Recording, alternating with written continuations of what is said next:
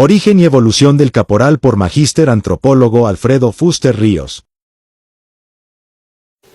La base rítmica del tundique constituye un elemento étnico que ninguna familia, ninguna persona, ni ningunos hermanos, ni ninguna agrupación se puede arrogar la factura de creación. Nadie puede decir, yo inventé una base rítmica, porque eso es étnico. Eso es un elemento étnico que emerge con la cultura y se va desarrollando a través de ella con el hombre, con las producciones que el hombre otorga a su misma sociedad. Ese sonido del tum tum, tum tum, tum tum, tum tum, no puede decir nadie, muy ligero de lengua, muy ligero de huesos, que él lo creó. Es algo que constituye, pues, el contexto cultural de toda una sociedad primigenia, étnica. Entonces, vamos a entender que la resignificación de esta danza, que es el elemento primordial para la recreación de lo que hoy día es la expresión de los caporales, es principalmente el tundique.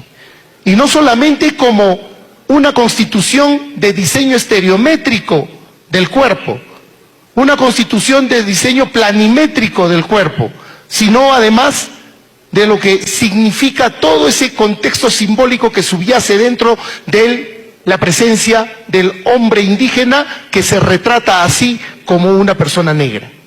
Dice, es la sátira de los aymaras a los africanos en la época colonial y el virreinato del Perú.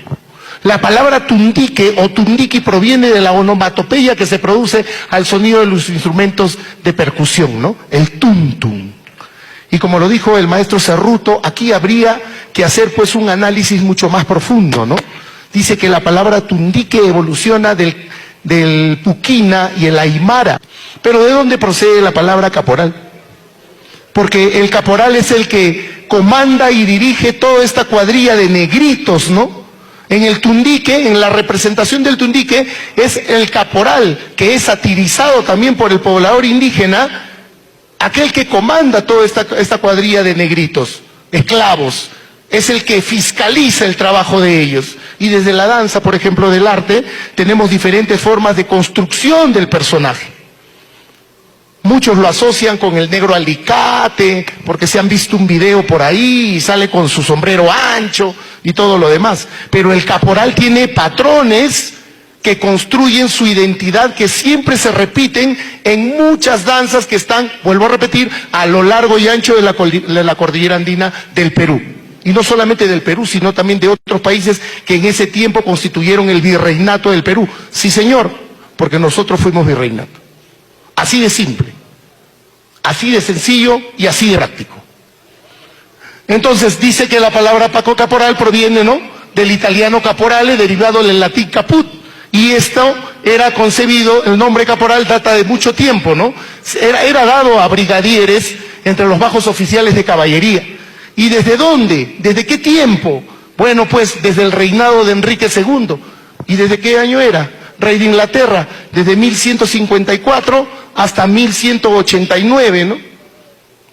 Pero escuchamos siempre la verborrea constante de los vecinos del otro lado de la frontera, que hasta la palabra les pertenece, ¿no? Cuando en 1154 no eran ni siquiera proyecto de vida. Entonces, imagínense, Robert McLean, en su libro Los negros en el Nuevo Mundo, publicado en 1948, menciona lo siguiente: el caporal fue personaje de la etapa colonial en el virreinato del Perú y el virreinato de Nueva España en México. Dos virreinatos importantes, señores. Así de sencillo. Y su central, su centro, su epicentro, dentro del virreinato del Perú, Lima. Así de sencillo. Así de simple. Y es que ya no podemos hacer la de Jesús, ¿no? La de Jesús es pon la otra mejilla. Ya no, el puneño tiene que cambiar el chip. Ya no puede seguir poniendo la otra mejilla ante los insultos, los agravios, los ataques, las ofensas. ¿Y dónde se rompe y se resquebraja toda esa tolerancia? Cuando llegan a invadir nuestra soberanía, colocando sus banderas y diciendo, estamos aquí en la capital del plagio. Eso es insultarnos no solamente a nosotros, sino a nuestros abuelos. Eso es insultar a todo el Perú, señores. A todo el Perú. Víctor Schœlcher, un periodista que luchó mucho por la abolición de la esclavitud en Francia en 1842, menciona: el látigo era el despertador de los negros, anunciaba la hora del trabajo y de finalizar la jornada. Al igual que vuelvo a citar a Maclean, que dice: la ferocidad de estos caporales fueron las figuras siniestras cuya sola presencia sembraba el pavor entre las negrerías laboriosas. Y yo pregunto una cosa, y le pregunto pues aquí a los eruditos e iluminados y descendientes de los aliens bolivianos: ¿cuántas negrerías hay en Bolivia y cuántas negrerías hay en el Perú? Bueno, pues si nos vamos a poner a contar, desde aquí hago un llamado al Comité de Salvaguarda para que la próxima reunión o el próximo evento, que Puno sea el epicentro de la concentración de todas las negrerías que tenemos en el país. Y que, dicho sea de paso, la construcción de su vestimenta es por demás soberbia, lujosa. Está a años luz de lo que del otro lado de la frontera se presenta. Caporal o capataz, presente en diversas danzas. Personaje creado por indígenas, satiriza al caporal, capataz, mandón, o en la zona de la costa se le llama también mayoral, ¿no? Ahí está la canción de la famosa pues Cebayón, ¿no? ¡Ay, mayoral! Y eso es que todos los afros en la costa, desde Nicomé, Santa Cruz, Victoria de Santa Cruz, trataron de retratar lo que significó la historia y la penuria de los negros dentro del arte musical también, ¿no? Además que recrearon pues ellos diferentes situaciones dentro de sus danzas, ¿no? Lidera danza de negritos, cofradías. Bueno, la indumentaria que caracteriza al caporal, principalmente sombrero, correa ancha, chicote, camisón bombacho, botas y pantalón de montar, y entre ellos los cascabeles, que bueno, ya es un aditamento que llega con los españoles producto de la influencia árabe. Pero ojo, esto no es exclusivo tampoco de esa parte del mundo, porque en Mesoamérica, en Centroamérica ya existían elementos como los cascabeles, sonajeros. Si usted se va a visitar las tumbas del señor de Zipán, también su corte tiene pues presencia de cascabeles grandes y sonajeros. Entonces ya existía eso, como una suerte de amuleto, de elemento protector a los malos espíritus, pero ya se concebía. Si usted se va aquí a Yapata, que está en Carabaya, los chunchos de Esquilaya utilizan cascabeles de metal hoy en día. Es la resignificación de la antigua usanza de las chacapas, o los cascabeles o las semillas, que utilizaban ¿para qué? Para disociar el elemento del paisaje sonoro. ¿Y para qué necesitaban ellos disociar el elemento del paisaje sonoro? Porque necesitaban comunicarse a lo lejos, saber por dónde se ubicaban. Usted sabe que estando en selva, muchas veces los caminos no son definidos. Y eso no lo digo yo, señores. Lo dicen y me remito a mis investigaciones de campo, no de hace un año ni hace dos, sino de hace más de 10 años, aquí en el departamento de Puno. El personaje del caporal en las diversas danzas, para ser breve, y seguimos viendo y analizando los patrones. Recuerden, botas, chicotes, sombrero, elementos que caracterizan al caporal, porque según el otro país dice que ellos crearon todo. Cuando uno crea todo, empieza desde cero, ¿no? Pero miren aquí, los negritos de Marcas de Huancavelica, los negritos de los Chapis, tienen las mismas características de construcción del personaje: sombrero, chicote, cascabeles y botas. Siguiente diapositiva. El atajo de negritos es liderado por un personaje que se llama caporal, al lo mismo que nos ilustró el doctor Flores Villasante, liderado por un capataz o por un caporal. Esta danza que se baila para el Corpus Christi. Siguiente diapositiva. La danza Capac Negro del Cusco, liderado por un llamado caporal, pero que a comparación de todos lleva una matraca, y la matraca también es una influencia árabe. El Negritos de Guáñez, soberbio en su construcción de vestuario y en bordados, también lleva un chicotillo y botas. Negritos de Otusco, liderado también por un llamado caporal, y sobre todo el Negritos de Huánuco, que representa la corte del virreinato, liderado por 2 caporales. Siguiente. ¿Y qué hay de la recreación de los hermanos Estrada de Bolivia? Porque aquí hay que hablar las cosas con nombres y apellidos, señores. Siguiente diapositiva. Fíjense, la recreación se basó ¿en quién? El primer vestuario de los caporales, copiado del gaucho argentino. Siguiente diapositiva. La asimilación de la guarachera, que es una identidad del son cubano, y también lo incluyeron dentro de su construcción o su recreación de danza del caporal. Y no escuchamos ni a los cubanos ni a los argentinos demandarlos ni insultarlos. No escuchamos y no vemos un acoso constante en las redes, porque la cultura se resignifica, la cultura viaja. Nosotros como seres humanos hemos sido migrantes desde el principio de los tiempos, y el sencillamente ponerle fronteras políticas, eso está en la cabeza de todos los que de alguna otra manera pues tenemos ese sentimiento, no de pertenencia de algo, pero que realmente nos limita al hablar de cultura. Siguiente diapositiva. ¿Qué cosas son los caporales en la tradición puneña? El tejido social que va a fortalecer la identidad de los caporales, porque el caporal en Puno cumple una función, y su función es la veneración a la Virgen de la Candelaria, y mediante sus prácticas va a fortalecer ese tejido social. Siguiente diapositiva.